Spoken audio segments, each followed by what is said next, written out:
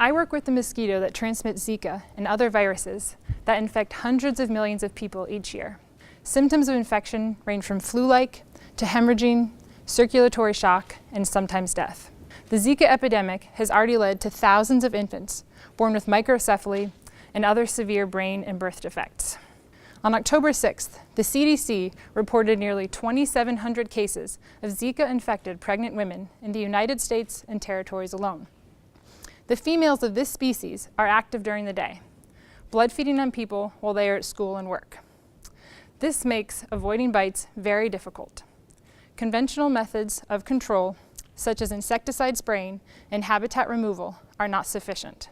Additionally, there are so many mosquitoes that eradicating them is likely not a feasible long-term goal. However, the use of genetically engineered mosquitoes to make a population unable to transmit disease is an environmentally friendly and sustainable method to mosquito control. The end goal here is not to kill all the mosquitoes, but instead to have a population that is unable to transmit viruses like Zika or dengue fever. This is called population replacement.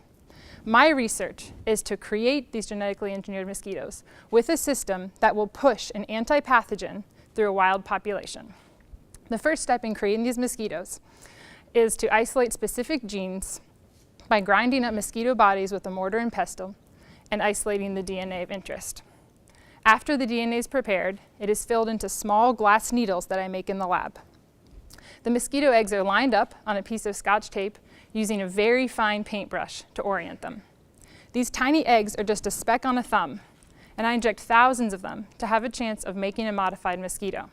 After hatching the injected eggs, positives are identified under a UV microscope by their fluorescent eyes.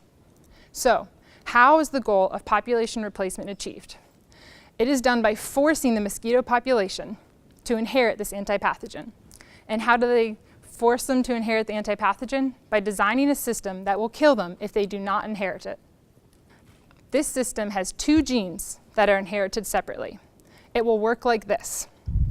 Modified mosquitoes will be released to mate with the wild population, and the offspring of these matings will either inherit one gene and die, or inherit the other gene and survive. The offspring will then end up with the only ones in the population unable to transmit disease. These mosquitoes have the potential to reduce transmission of these devastating diseases worldwide.